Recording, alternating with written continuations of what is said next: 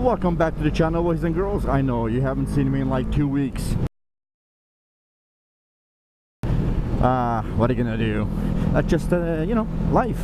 But today I do want to answer something that I think it's my top 5 questions. That's basically like one of the top 5 questions I get on this channel, and it is obviously regarding the beautiful Ninja 650, and it's got to do everything with the vibrations. Yeah, it's amazing to me how many people ask me about the vibration of this bike, and rightfully so. There's a lot of information about, you know, I guess the vibrations of this bike. By the way, if it gets too windy and you know, you guys can't hear me properly, I am so sorry. I'm so sorry. All right, so let's get into it. Vibrations. First of all, yes, when I first took the bike out and test rode it, I did notice it quite a bit. It was probably one of my, I don't know, top concerns, maybe. Ooh, wow. There's definitely a lot of vibration on the bike, but it's very comfortable. And obviously the second one was, where am I gonna mount the GoPros, because this thing has so many curved and things and stuff. But yeah, no, in the real world, basically the vibration was one of those things that really kind of made me think about the bike a little bit more, because, well, vibration is no fun. Now, when I took it out for a test ride, this bike did have a ton of vibration, and basically my question to myself, I guess, was, am I going to be able to live with it?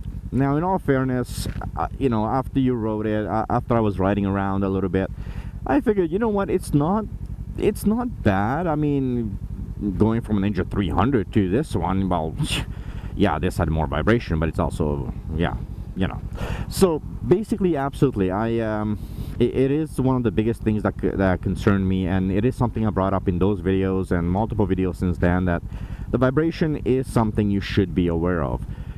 However, I would like to point out that that vibration almost seems to be like the break-in period vibration, because once that break-in period was gone, and it just didn't, it wasn't as apparent anymore. And to be honest, these days the only time I actually remember or pay attention to the vibration is when you guys ask me about it, and boy, do you guys ever ask me about it. So with that said, I mean, keep in mind, like I said, it's currently, I don't even pay attention to, that was weird, I don't even pay attention to it. I don't notice it. It doesn't affect my riding in any way, shape, or form. And the only time that I truly think about it or I notice it is pretty much when you guys comment on it, which is quite frequently. And majority of the comments do come from new people who want to get into the 650, and you know, they see all these things on the forums. Now, is that to say that it's not vibrating at all after the break-in period? Yeah, there's obviously vibrations, but come on guys, like, about that far off your butt is where the motor is. Like, there's gonna be, well, maybe a little more than that, but yeah, so I mean, there's gonna be vibration. There's basically a motor on 2 wheels, right? So vibration you're gonna have regardless. Now with some bikes, I'm pretty sure with some of the more expensive bikes, you do have better dampening maybe, so forth and so on. But really, to me, I wouldn't worry so much about the vibration. The vibration is kind of just another form of feedback. That's the way I kind of look at it. It's the way the handlebars, the suspension moves, and all that, you know, all that feedback you're getting. It's kind of the same thing with the vibration. It actually gives you a lot of feedback, assuming you know what you listen for, and what to feel for, I should say. So yes, it's not. There's another guy, like, I hate this place, man. You can't do that. It's a double yellow line. You can't do that. So she just closes the window.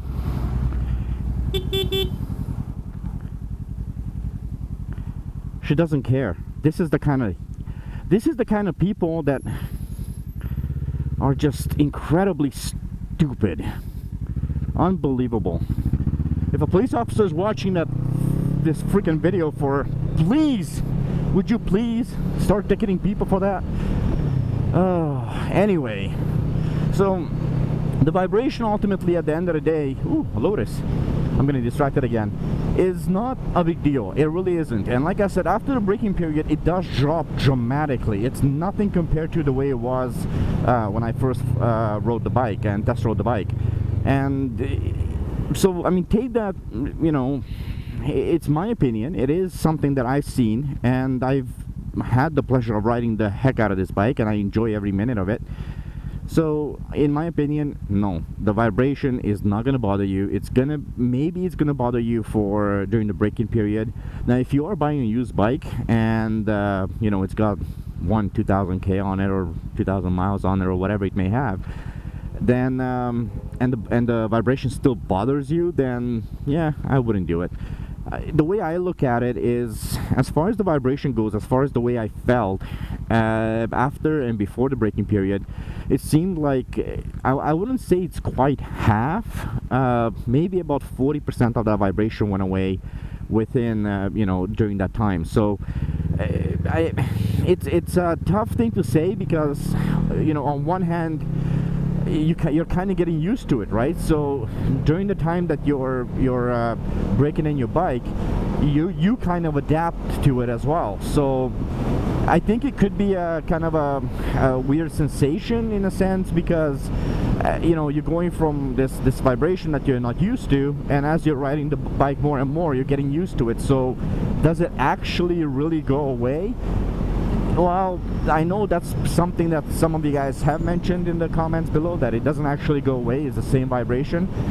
I did confirm through two things. One, my front mount camera, I looked at the footage, exactly the same camera, and I looked at the footage of one of the first you know, basically rides I had with this bike, and there was definitely more vibration coming off the bike, and the image stabilization was working quite hard to keep everything stable.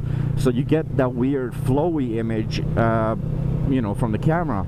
However, now if I put it on, it doesn't work nearly half as hard, and it's really not noticeable. So I have reason to believe that it's not just me becoming accustomed to the vibration, but rather there actually is a vibration that just kind of softens out over time. So yeah, like I said, I mean, it's everybody's personal opinion, and I know there's a lot of people talking about this on the forums. I know I definitely get a lot of questions about the Ninja 650, you know, and the vibrations and blah blah blah. You know, I've always answered everybody's comments, so I'm hoping that it's not going to be I didn't forget anybody.